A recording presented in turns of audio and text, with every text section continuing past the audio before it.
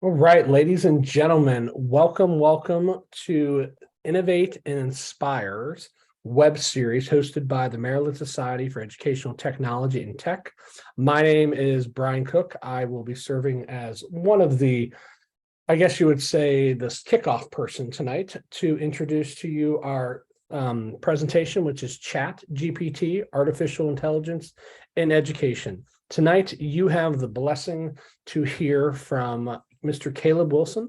Caleb serves as a district instructional technology and innovation coach in Worcester County Public Schools, doing various duties. Prior to that, he spent time in the classroom as a middle school science teacher. And I'll tell you, from knowing Caleb personally and seeing his work, man, super talented, a lot to offer, and by all means, and what I consider one of the leaders in artificial intelligence and K-12. So you guys are very fortunate today. I'm going to pass it along to Caleb, and folks, sit back and get ready to be amazed and learn together. Awesome. Thank you very much. I really appreciate that introduction. That was very kind. So I'm going to do my best tonight to try to take 3 different presentations and kind of slam them together into one. So if you ever want more information, I'm going to give you a ton of resources tonight, kind of show you a ton of things as well. But each kind of one of these sections that I'm going to be talking about, I could go on ad nauseum about them. So I'm going to do my best to kind of keep it short, but if I start droning on, please ask for a break so you can process and stuff like that.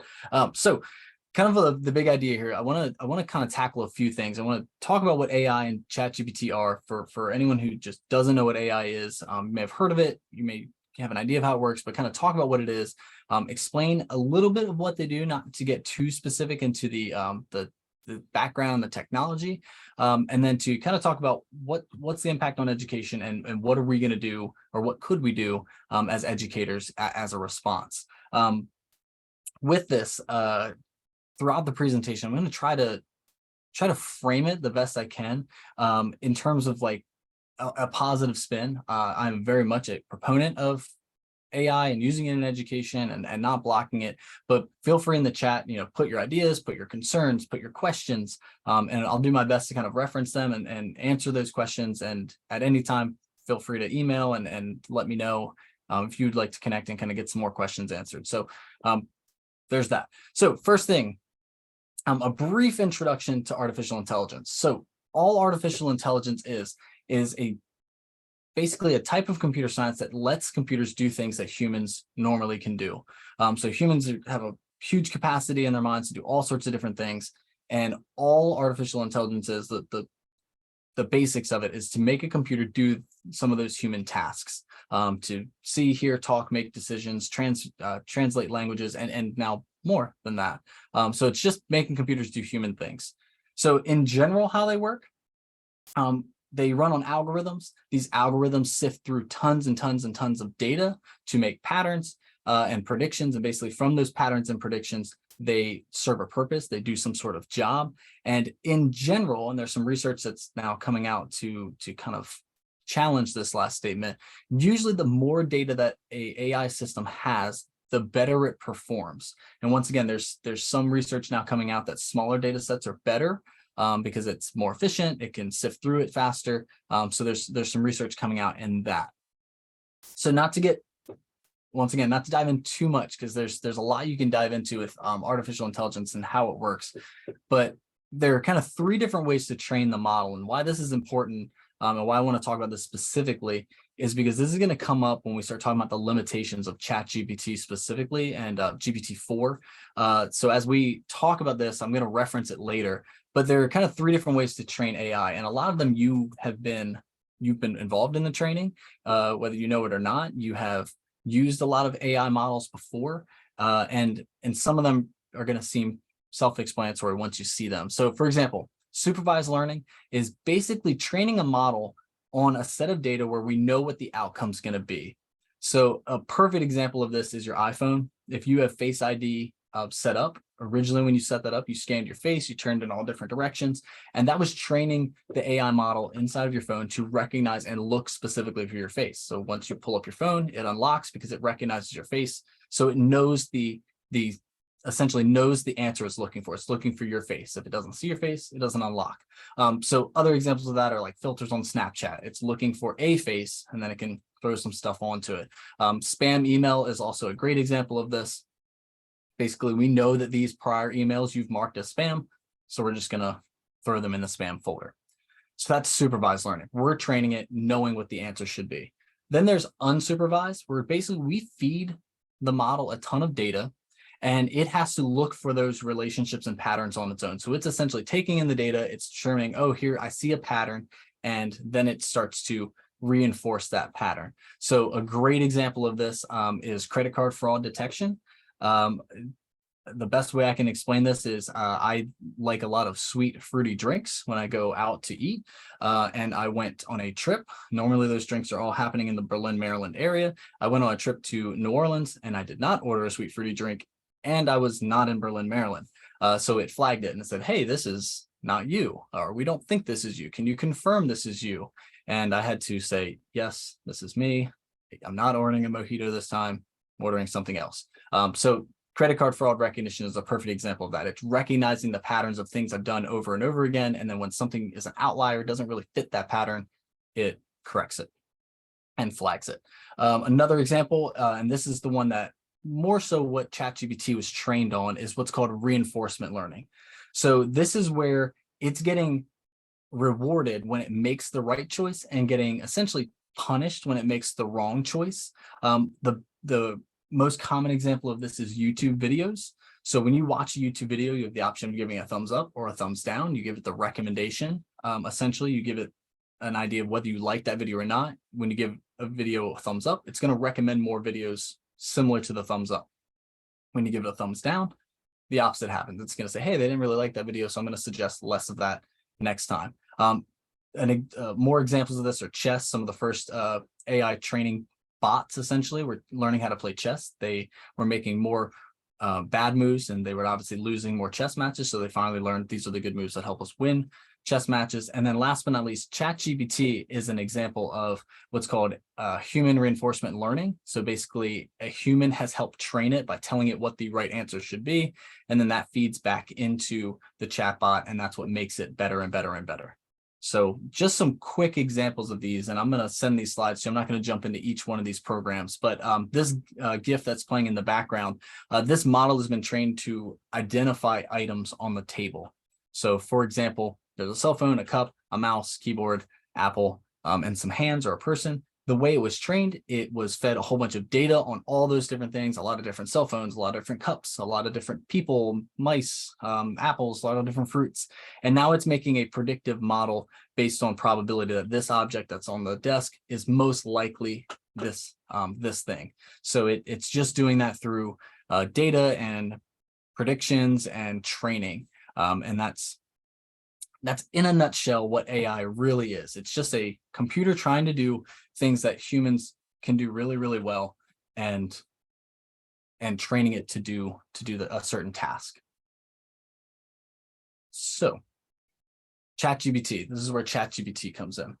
So all ChatGPT is essentially one of these AI models that has looked at the data it's collected is a ton of data from the internet, articles, websites, things people have written and spoken about, and it learned on that data as of a month ago up to 2021, all the different things on the internet.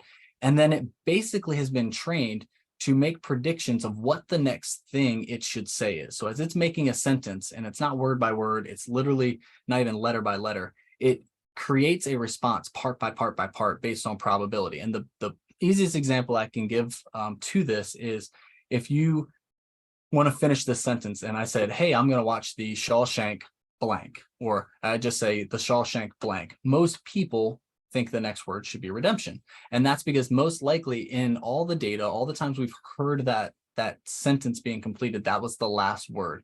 And that's essentially what ChatGPT is trying to do. It's trying to predict what the next word should be, to generate responses and generate answers that are similar to what a human interaction would be.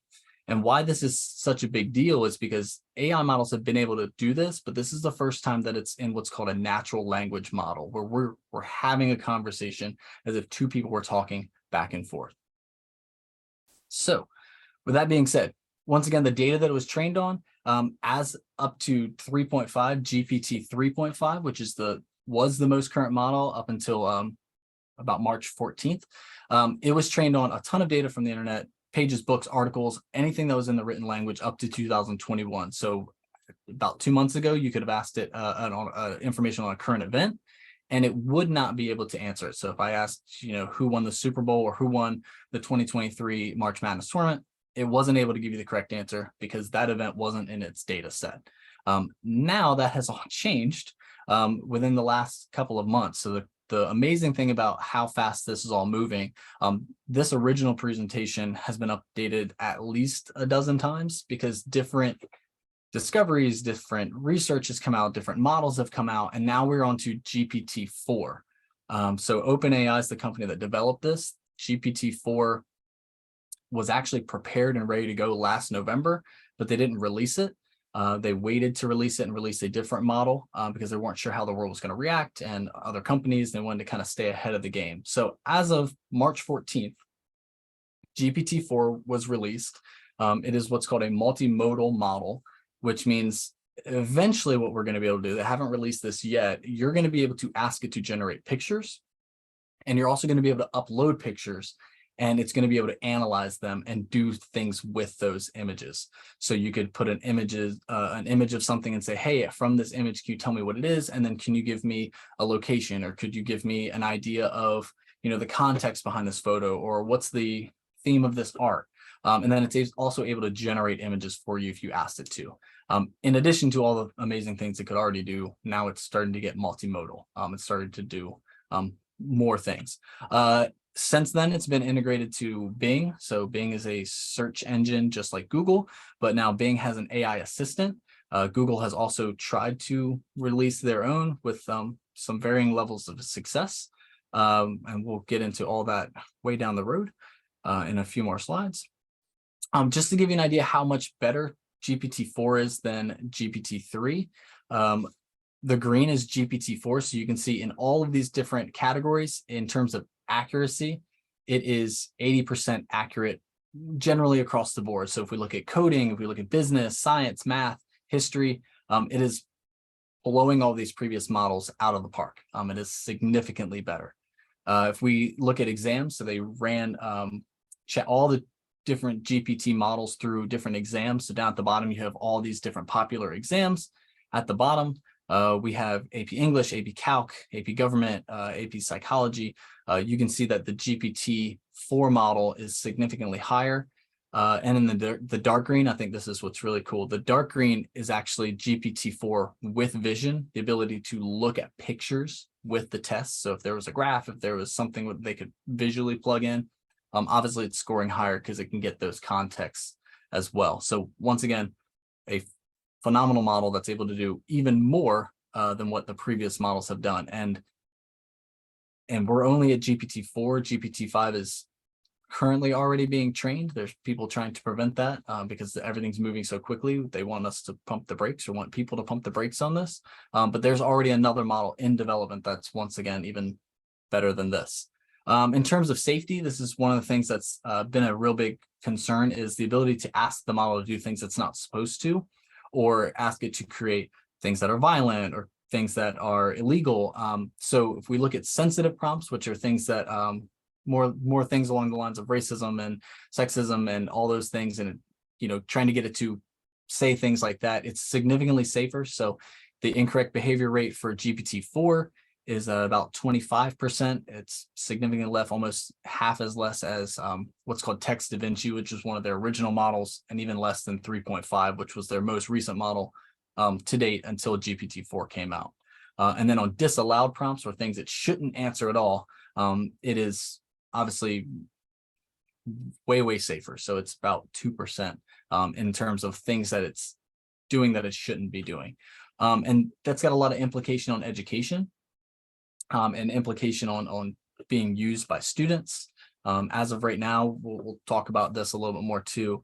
As of right now, you have to be 18 or older to sign an official binding contract with ChatGPT, with OpenAI's with their website, but you can be 13 with adult permission to use it. So this kind of speaks to the safety of using this in education in terms of students, creating, tons of spam emails or hacking things with this that we'll talk about in the future. The most recent addition to ChatGPT is now GPT plugins. And these are basically like apps in the App Store, but specifically for ChatGPT. The most wave making integration is the ability for ChatGPT now to access a web browser. So now originally the model was not able to access information past 2021. Now it's able to access any information up to date. So you could go into the model, ask it who won, the March Madness this year, and it would be able to search the internet, and you can essentially watch it click through different links. It'll say like clicking link or not clicking link. And it's able to do that. So companies are coming out with plugins for it to do multiple other things, access YouTube videos and watch the video and then summarize the video. Wolfram Alpha is a huge plugin. Wolfram itself has 2 AI models as well, and ChatGPT is able to talk to them, do some computational thinking, do some graphing, get actual statistical, scientific measured data, and then output it back into ChatGPT. So in just GPT alone, in ChatGPT alone, it's now able to access more information. More and more companies are coming out with plugins, to enable it to have more features and more abilities.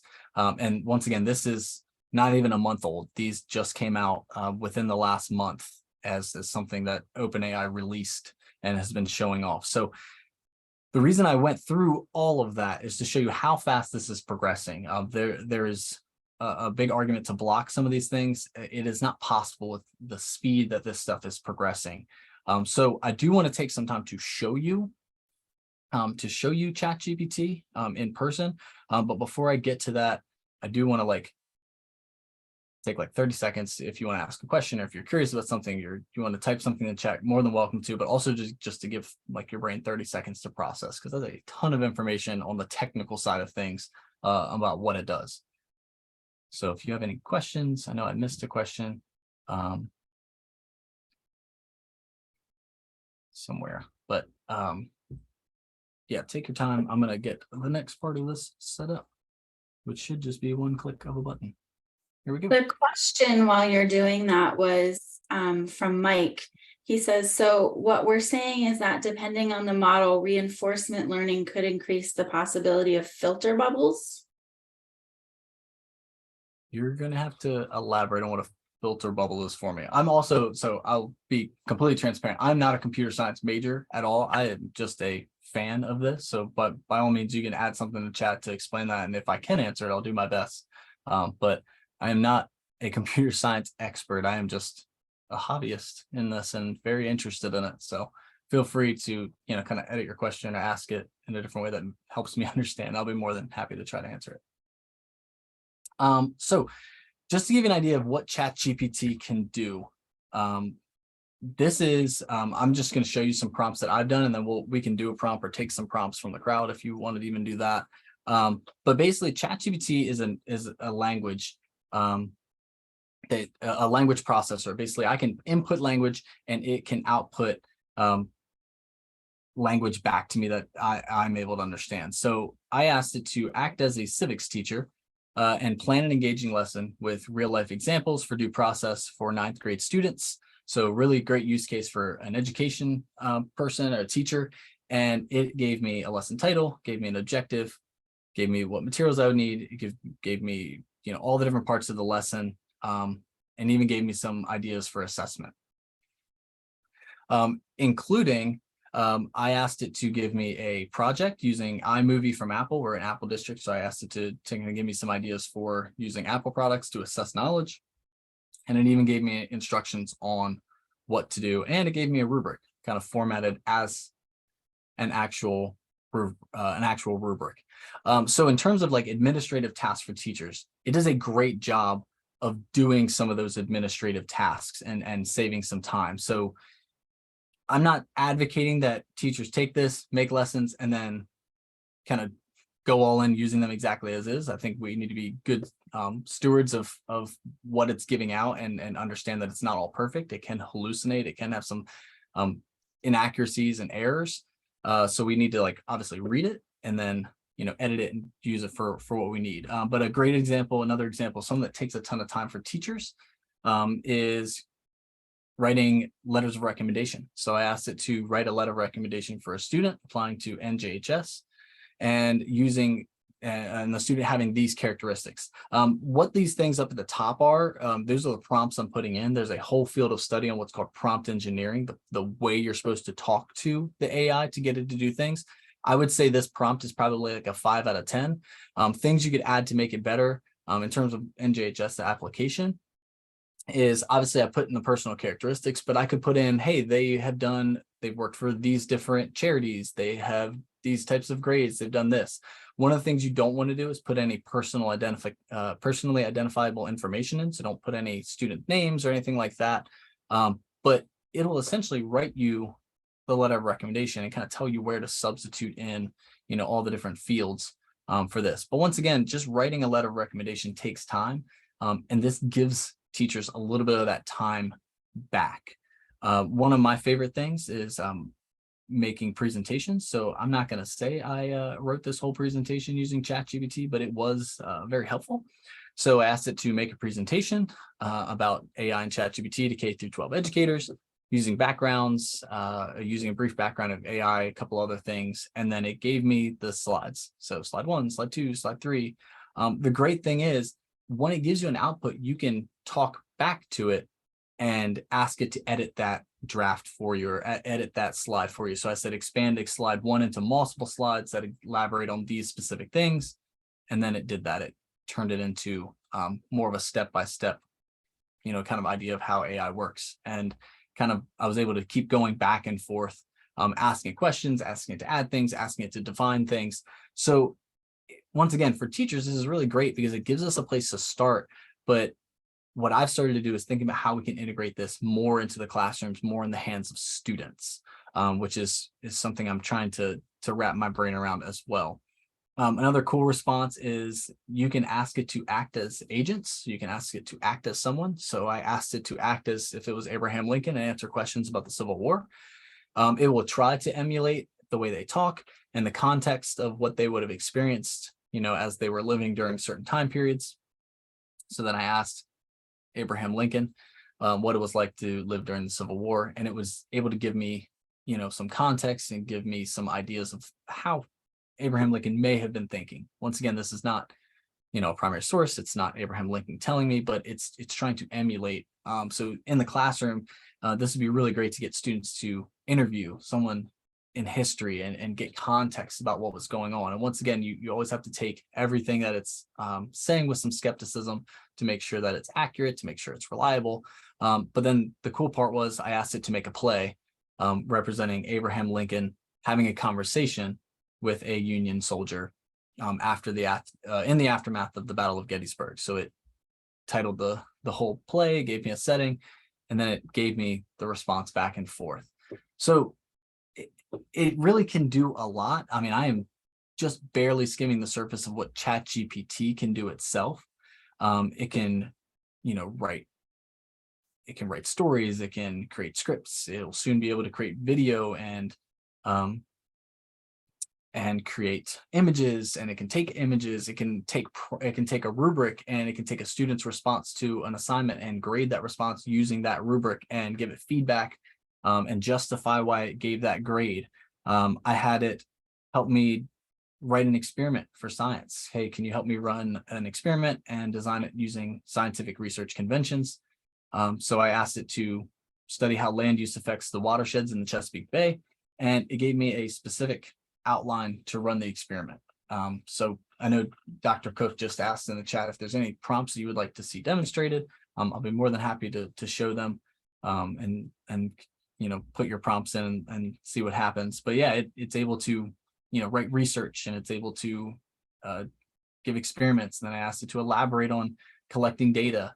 So absolutely, Michael, I love that you said that. Be careful using it on research, because when you ask it to do citations and links, it does hallucinate and it starts to make up different articles and research papers that do not exist. That's where the plugins have been very helpful, because it's able to access the internet and find different links. And I'm going to show you some other tools that use ChatGPT, but have also been able to kind of release it to do some meaningful research and some other things. So that in itself is just ChatGPT. So I want to take a break. Once again, go back to my keynote and kind of talk about some stuff with that, and then I'll move on to some tools. Patricia, yes, it can write poetry, and it does it very well. I'm not great at writing poetry, but it can write poetry. You can even take collections of your writing and ask it to write like you and answer questions and make papers and essays. So it'll even emulate your own writing, which is amazing as well. So going back to this, so these are all the different prompts I kind of just showed off. I'm gonna just skip through these. So here we go, some limitations. Yes, Madeline, it can definitely differentiate instruction. I actually know some teachers who have used this to help write IEPs. Once again, they're not putting in personally identifiable information, but they've asked it to say, what are some supports, what are some things that can be done by the classroom teacher, what are some goals that we can set, and it help write IEPs and differentiate the instruction for students with different needs and different limitations and abilities. So in terms of its limitations, ChatGPT's limitations, sometimes it does have a hard time using it with having context. Like it does lack context, which can be overcome by prompt engineering by putting in the proper prompt.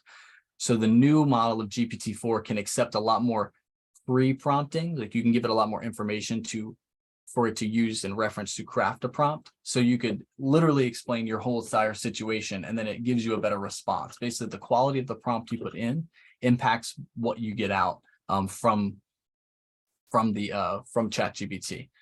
It does have some bias in data and training. This is where it starts to get a little worrisome, because a lot of the stuff that's on the internet that it was trained on is rife with bias and things that are incorrect and racism and other things. One of the researchers that I've been reading has said that AI is really a reflection of our society, and those things are inside of our society. We fed it that stuff to create this model. So sometimes it does have bias, and we're trying to figure out ways to curb that bias, almost to give it guardrails as opposed to train tracks, so it does not put out those biases. It does have a lack of creativity every once in a while. That's getting much better now. With each iteration of a model, it gets better and better and better. But every single prompt that you put in, you could copy and paste the prompts that I put in, and you're going to get something completely different, which makes this a little bit of a challenge for classroom to figure out if a student's using it or not, because all 30 of your students could put in the exact same prompt and it'll create 30 unique responses, and they'll have similar features, but they're written different ways and will be very different. Yes, 3.5 is very creative. 4 is even more creative than 3.5. In terms of data privacy, this is where it gets a little worrisome. Originally, ChatGPT was collecting all of your responses that you were feeding into ChatGPT to train the new models. It is no longer doing that. OpenAI has stopped that. You can opt in to have it take all of your information, but they're no longer doing that. But in terms of the data privacy, they do log a lot of your information. So I've read through the privacy and the terms of agreement, stuff like that. They, track your IP address, what device you're using. They're basically taking that data in to see who's using it and what devices are running it and things like that. Technical limitations, obviously, if it's blocked in your organization, it's going to be difficult to use. And then last but not least, ethical concerns. There are a ton of ethical concerns with using AI, and I don't want to get into all of them because it is a whole separate presentation in itself that I like to talk about. But a couple of ones that either I have thought of or borrowed from other folks, I want to comment on a few of them. And the first one that always comes up is plagiarism. And I got this graphic from Matt Miller, who does Ditch That Textbook. He's big into AI right now, talking about it and having conversations about it. And the idea that he puts across is that we really need to think how we're defining plagiarism and cheating in our classrooms. And so he made this continuum. The top is bot created, 100% output from ChatGPT. The bottom, student created, no resources used other than the student's brain. So just to kind of fly through this, you'll catch on as it fills in. But student plugged in a prompt to AI, copied the response, and submitted it to a teacher. So literally, they put no thought into it other than plugging the prompt in to ChatGPT, took that output, turned it into a teacher. And I don't know if you can give a thumbs up, or how many of you think that would be cheating? Like if a student did that, you would classify this cheating or plagiarism. In my mind, the majority of us would probably say, yeah, that's cheating. That's probably not going to help the student learn. It's not going to help them get any really meaningful learning out of that activity. Then we have the opposite end of the spectrum, which is a student wrote all the assignment content without consulting the internet or AI. So they didn't use any resources other than their own mind. Once again, we know that's not plagiarism, that's not cheating, but the quality of that output is probably not going to be as good, obviously, as using some resources, using AI or using the internet to get sources, to get knowledge. And then obviously, as this fills in, we have all the other levels. Student creates multiple responses, uses all the best parts, edit it, turned it in. They wrote all the main ideas, AI generated a draft and offered feedback. So there's all different levels of this, of using AI to support an assignment or doing some sort of writing or doing some sort of work. And one of the questions that Matt Miller asked, or 3 questions that he asked, are, which of these do we consider cheating? That's a hard conversation. Like, where do we draw that line on this continuum? Which part of this continuum is relevant to our students' future? So how do we determine what they're going to be doing in the future? And then last but not least, flipping it on ourselves, how many of us use this in our own adult lives? I'll speak for myself. I use this all the time to support things I do, writing emails, doing tweets, doing all sorts of stuff in my own work. I use it a lot. So the question really is, where do we draw that line? How do we interpret that with students? How do we talk about that? And Michael, I completely agree. It depends on the assignment focus. It depends on what the learning task is. But the question I like to ask, and this comes up a lot in this conversation, is if we're asking our students to do assignments that can be done by AI, are we really doing meaningful work with our students? And I'm not advocating that we never write again, or all that kind of stuff.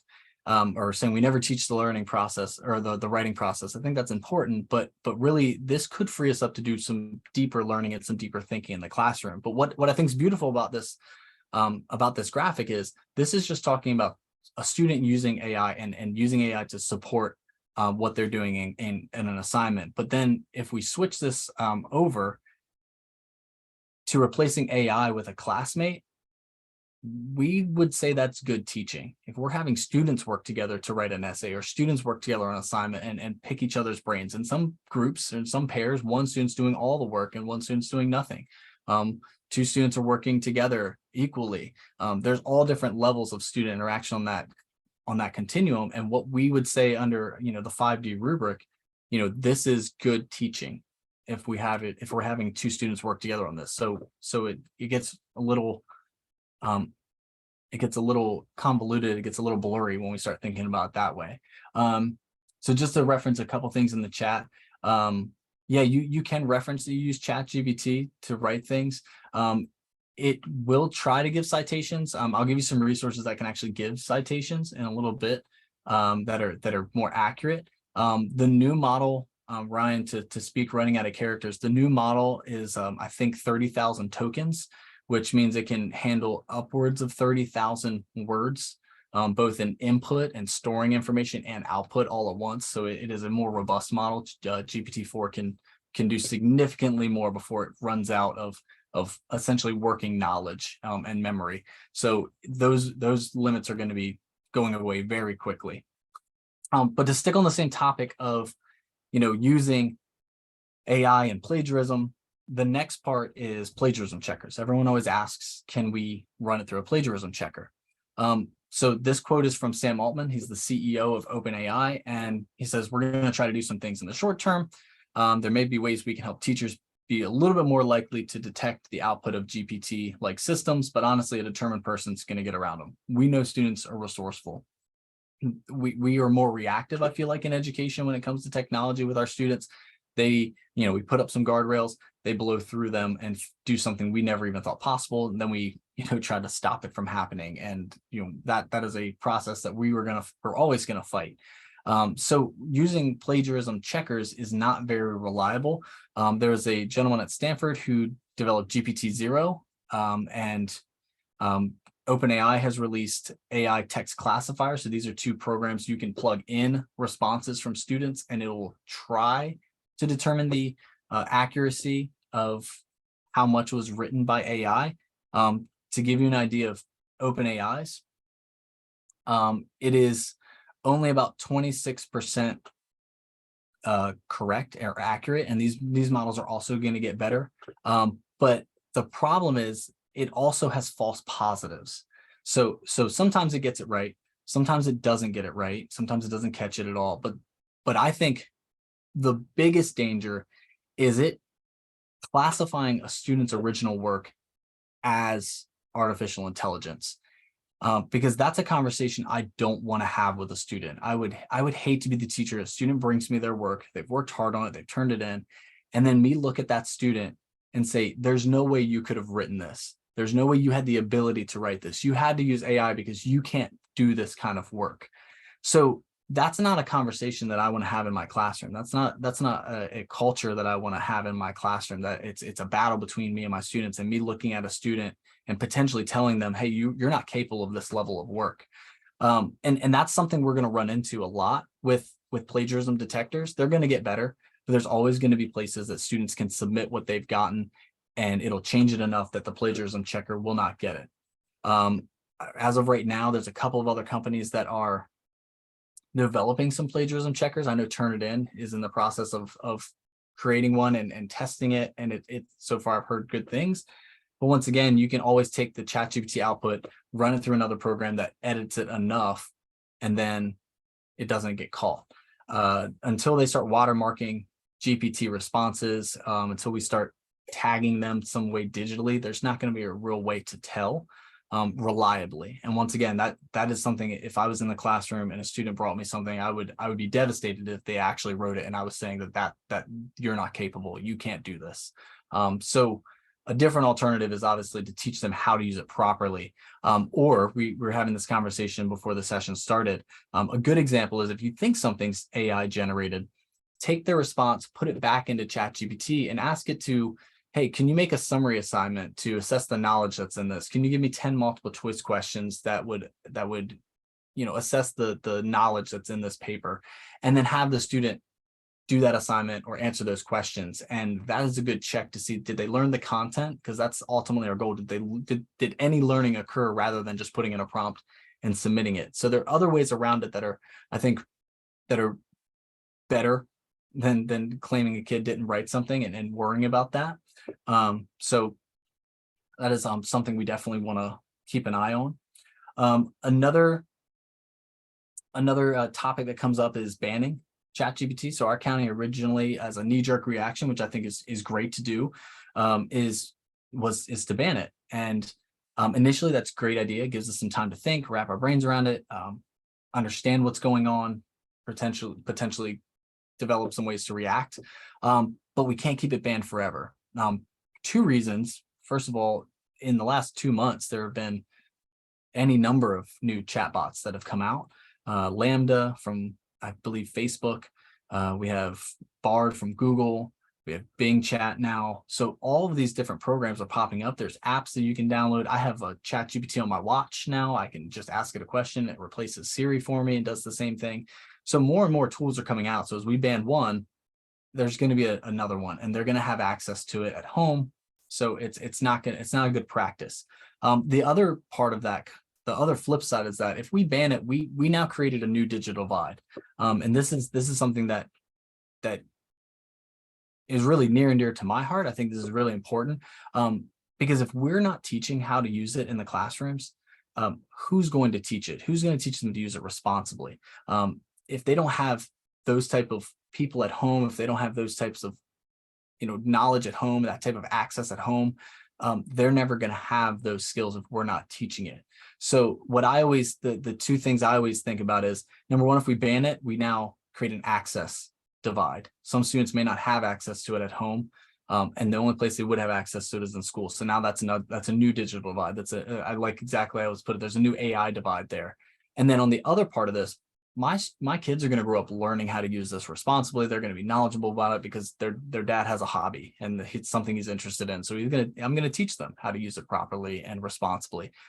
I can't guarantee that every student in my county has a parent, not to toot my own horn, but has a parent that's knowledgeable, that is able to explain it to them properly. So if not us, then who? If not us teachers, then who is going to, teach those skills?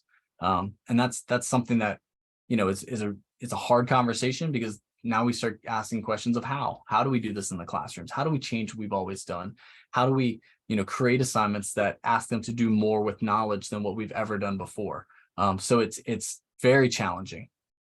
And I don't have the answer to that. We may never have the answer to that as of right now, or at least in the near future. But we can start teaching skills, which is teaching students how to become prompt engineers, teaching them the new AI skills to interact with tools. So I have 2 different prompts that are popping up, and hopefully it'll slowly start popping up. One says, when did World War II start? Which is a question you could Google. You could put that into, Google and get an answer. You can put it into Bing and get an answer. But prompt engineering starts to think about how we're asking questions, which is a great skill to have regardless of whether we're using chatbots or not. But how do we start asking questions to get more meaningful answers, to get more context, to learn more? So the bottom prompt says, can you act as a French soldier in World War II? Excuse my typo, and describe what it was like in the trenches, or describe part of that war. So now we're getting context. And although it's not 100% from the words or from the mouth of a French soldier, those types of prompts, and those are very basic prompts, but these types of prompts and teaching our students how to ask questions, obviously is going to make those prompts so much better. And it's going to make them learn more, or help them learn more, if we start integrating that into the classroom and teaching those skills. Because there's a lot of people that I work with that don't have the prompt engineering knowledge, and we could be working on the same project, and the difference between their product and my product is honestly the prompt, because we're using the same tool, but it's how we're interacting with it, which gives us the difference. So that's going to be another skill that we want to learn or teach. The last ethical concern I really want to highlight, because there's a ton, and we could talk about this all night. But the last is biases and data. So that all the different bias that's in the data that's stored within it. And basically, I asked ChatGPT a question. I said, if GPT and other LLMs, large language models, are trained on human information, is it true to assume that if there are biases built in within ChatGPT and other, are there biases built in? So if they're trained on human information, if they're trained on our world, and there's biases in our world, are they going to be trained into the models? And basically it said, yes, it's going to be biased. So that's always something we want to be aware of. We definitely don't want to make models that do the terrible things and represent the worst parts, the worst parts of our society, and then perpetuate them by using these models. And sometimes the bias is in the models unintentionally. And the best example I can give of this is Tesla. If you own a Tesla vehicle, your vehicle collects data about mistakes it's made driving, different traffic patterns, all sorts of data. And one of the things that Tesla's found out is their cars drive the safest and most reliable in areas and locations where people can afford Teslas. So if you think about low-income neighborhoods where people don't drive a lot of Teslas probably aren't parked in a lot of those driveways and are on those streets. The safety of a Tesla driving through that neighborhood goes down precipitously, because it does not have as much data on those areas and traffic patterns and things like that as it does in Hollywood Boulevard or other really nice neighborhoods where there's always a lot of Teslas driving, collecting data. So not only do we need to be cognizant of what data we're feeding in to train with, but what are the underlying biases, the unspoken ones that are making its way in, and keeping those conversations in mind. And once again, those aren't things educators can fix. We don't train the models, but they're things that we can have conversations about in our classroom and explain when we get an output that we're not expecting, kind of explaining the context of it and why that happened, and keeping our brains wrapped around that. The last thing I'm going to say is, in terms of things we're doing in our classroom, is if assessments only ask our students to engage with rote memorization and recall, then what needs to change is our assessments, is our how we're teaching. I've made this example multiple times. I remember when the internet started to get popular, and I was told in school I needed to know all 50 states. I don't need to know all 50 states, and I don't need to know all the capitals of those 50 states, because I can look that up. A better learning activity would be, why is the state capital of this state, this city versus this one? So in West Virginia, why is the state capital not Morgantown? What's the historical context of why the biggest, most populous city in West Virginia is not the state capital, but it's something else? That's a more meaningful learning task. So we need to start thinking that way. What are some different options that we can do as educators to make sure that we're giving our kids meaningful learning experiences that AI can't replicate, tapping into the humanity, tapping into the creativity of our students, asking them to critically think about what they're doing and what they're learning, as opposed to giving them questions that they can type into ChatGPT and get answers. And some of the recommendations, I asked ChatGPT to give me some recommendations for this. And 3 of the recommendations were shift from recall to application, incorporate open-ended questions, use multiple forms of assessments, discussion boards, things like that. So if you ask it, it'll even recommend things for you. It'll defeat itself, essentially. But those are some great recommendations to shift the learning from rote memorization to application, which is something we should have been doing in education for a long period of time. So the last thing I want to show you, the very last thing I want to show you, are just some resources that are available. And these are not all of them. This is not an exhaustive list by any means. These are some ones that I've used that are phenomenal, and I've kind of integrated them into my workflows. Some of these are out right now. Some of them are going to be coming out. Adobe has added what's called Adobe Firefly, which is a text to image generator similar to DALL-E, which is another text image generator, or Midjourney. But Adobe is also big in photo editing, so they've integrated a lot of AI tools into photo editing. Yes, Michael, I have a QR code that will give you access to a whole bunch of stuff that I'll show you in just a second. Canva just recently released AI across all of their platforms. I'm going to demo that in a little bit. Google Bard is going to be the next, integrated search engine chatbot similar to Bing, which is also on the list. There is what's called Copilot, which is now going to be in Microsoft products very soon. It'll be able to summarize emails and meetings, and basically be able to take an email meeting and put it into a PowerPoint to present on it. Lots of different stuff coming down the road. Then there's what's called Education Copilot, which allows teachers to basically plan entire units of study. Yep, Edpuzzle just released as of earlier this week to London the ability to take a YouTube video. Edpuzzle will create questions, and then it'll grade those questions, especially if they're open-ended questions, by you giving it a sample response. So that whole process has become automated now. So you can even do open-ended questions, and Edpuzzle will grade them for you as well.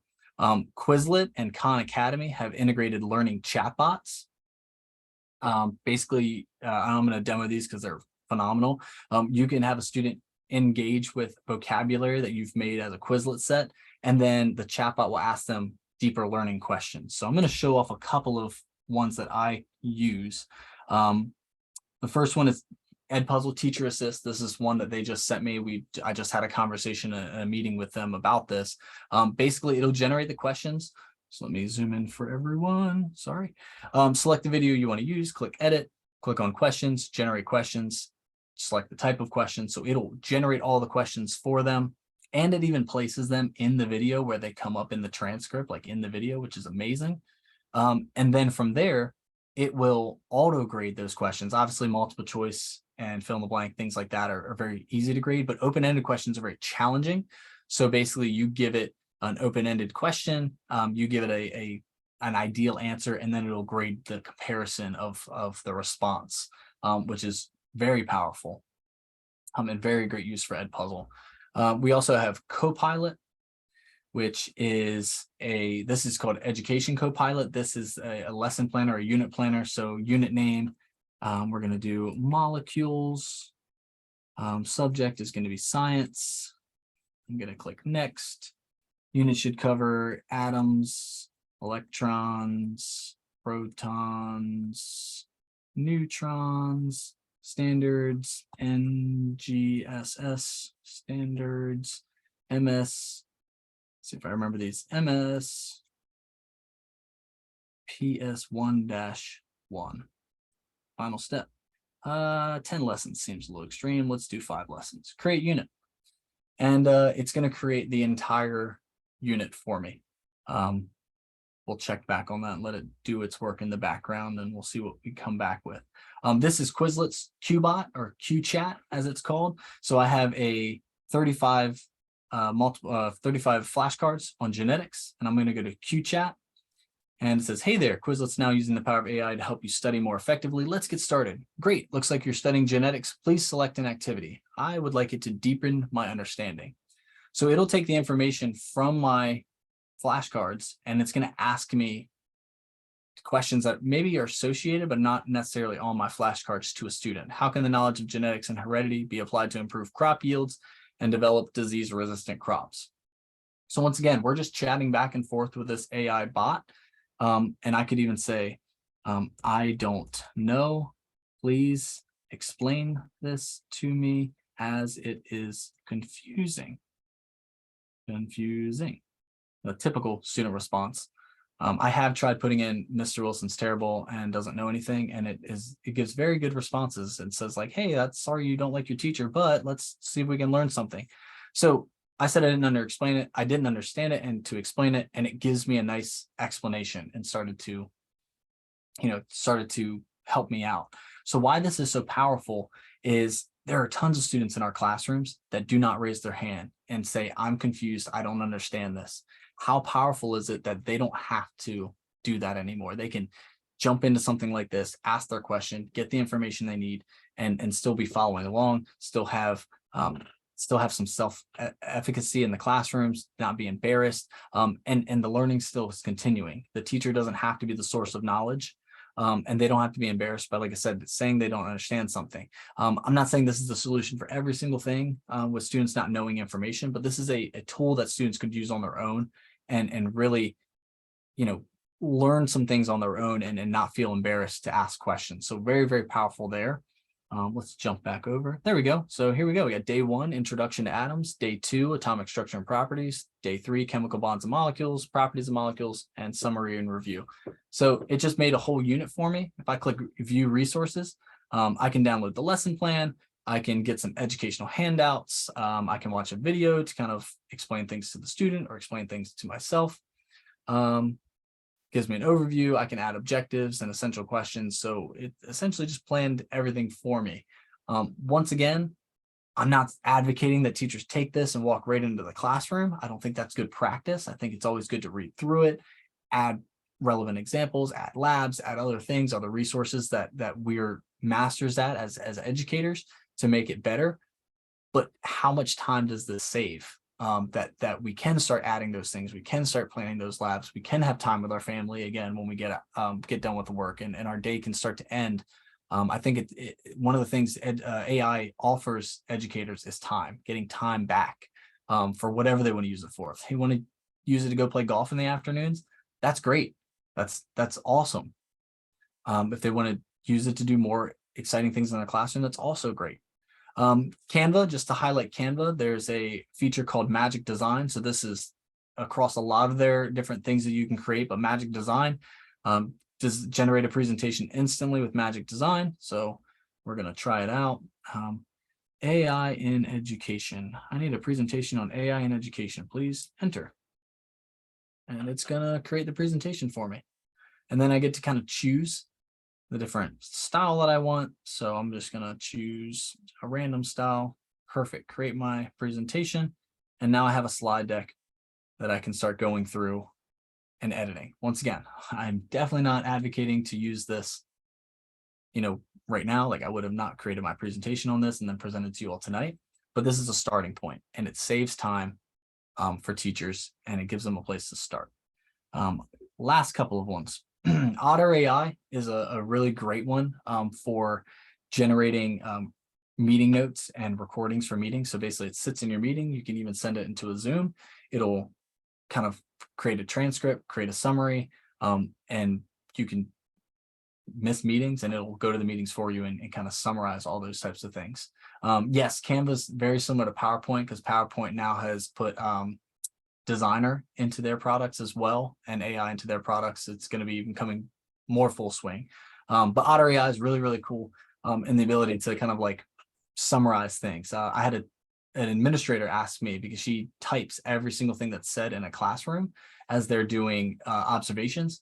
And she said, I can't type fast enough. I'm missing a lot of things. I'm not doing a great job at my observations. There's got to be a better way to do this. So I showed her this and she had tried it out, not with teachers yet, because we're still trying to work out like recording. Are we allowed to actually record those observations? But she's tried it out with a couple of meetings. So I'm getting permission and it does great at making summaries.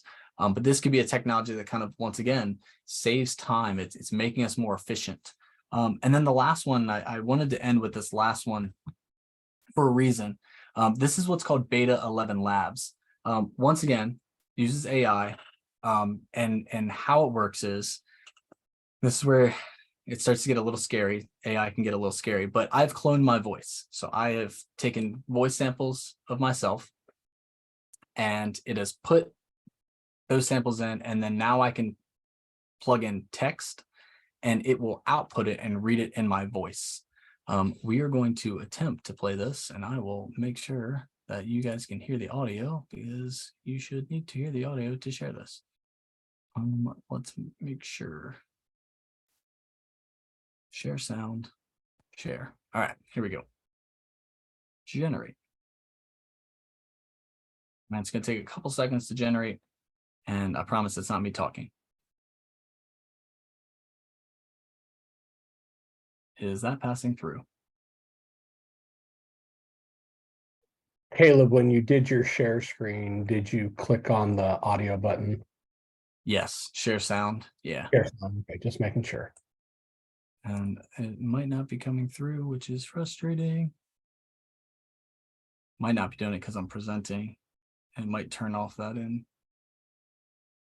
Screen share. Try muting yourself once and then playing it. And we had this issue of a few weeks ago, and I think that was the problem.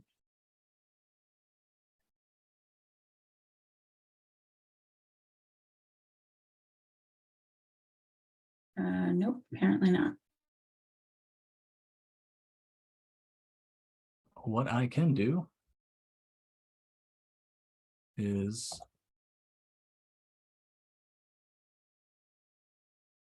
log in on a separate device and see if I can get this to just play through my audio. So Caleb, as you're working through, what would be the educational benefits of this? Love that question. So this actually came up on accident. I was working with a school doing podcasting and working with a ton of students. Students are writing scripts and they were, recording their voice. And I had a student who was mute. They were selected mute. They did not want to record a podcast. They didn't feel comfortable talking. So I offered this as a solution to the teacher, and we called the student over and we talked, and I said, hey, you don't have to use my voice, but I have a program that will create a voice for you. It's going to take your script. It's going to read it the exact way you typed it. It sounds natural. It sounds normal. And then you can take that audio. I'll send you that audio and you can plug it into GarageBand, into your podcast, edit it, cut it up, add music, do all the regular things you'd be able to do if you recorded it. And that's what we did. This is actually her script. And I sent the audio to her. It wasn't my voice. She did not want to use my voice. I did not judge her.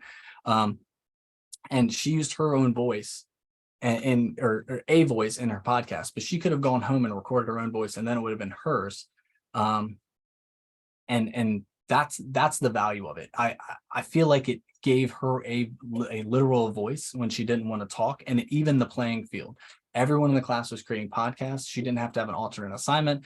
She didn't have to do something different. That's the value I think that AI brings. It expands the reach of what teachers are able to do. And this is just one small example of that. It allowed me to connect with a student that otherwise I would have just said, hey, you can just turn in your script and we'll just read it.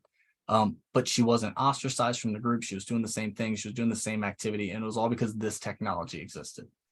So it's and the application for it beyond that, I mean, hey, let's say I couldn't be here tonight, but I had the script of what I wanted to say. I could have plugged it in and then sent the audio.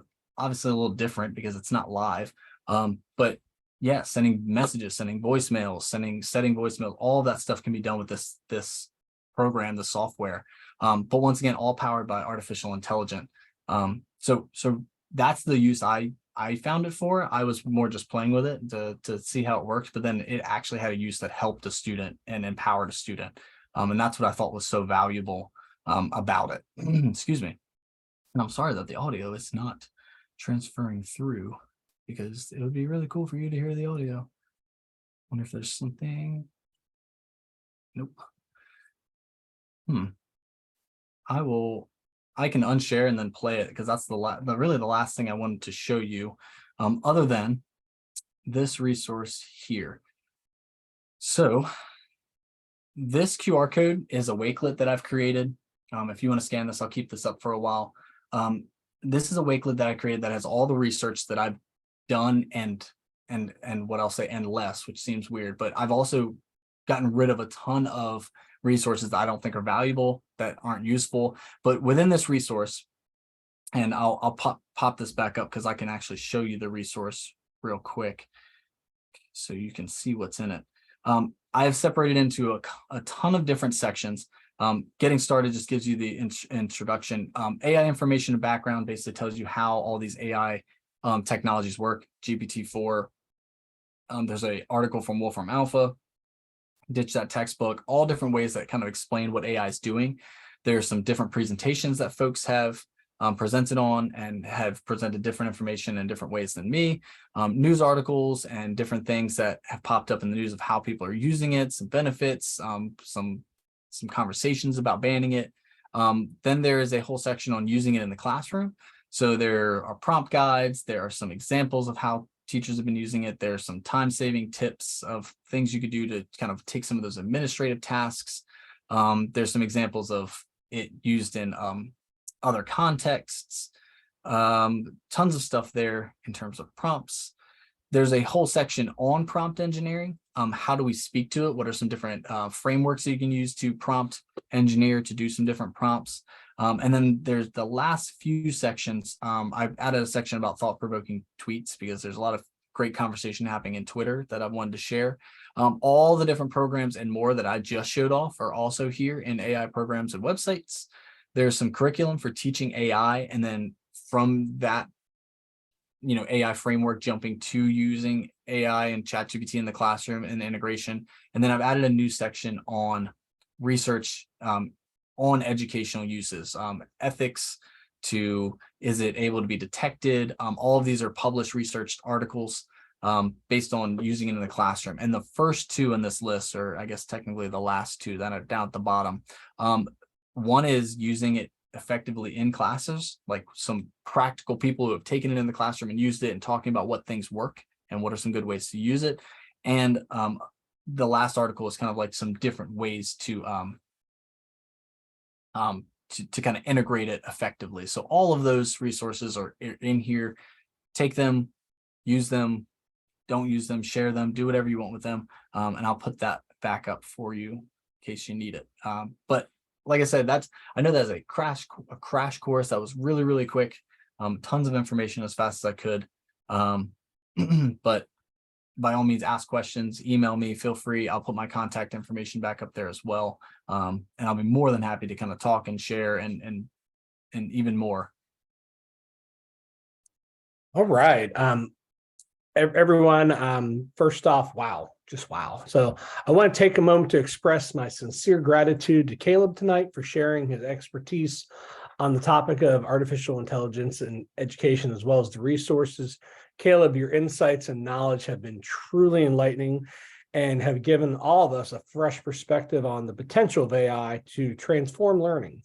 The presentation not only showcased the importance of AI integration education, but you also highlighted a ton of tools available to make this integration seamless that I think a lot of people who are in attendance are going to, kind of tinker with and try. So I think it was engaging, informative, and I mean, I'm kind of inspired, and I feel like everybody else is today. So we thank you for sharing your time, your expertise with us tonight, and we look forward to hearing from everybody who came through tonight in the future. We will have 2 more webinars in our Inspire, our Innovate and Inspire webinar series that will be published later this week. So we're super excited. And again, Caleb, thank you very much. For those who are interested, we will have the resources as well as the webinar recording all packaged together and sent out here in a little while. So thank you again. And I hope everybody has a wonderful, wonderful evening. Yeah, thank you all very much. I appreciate it.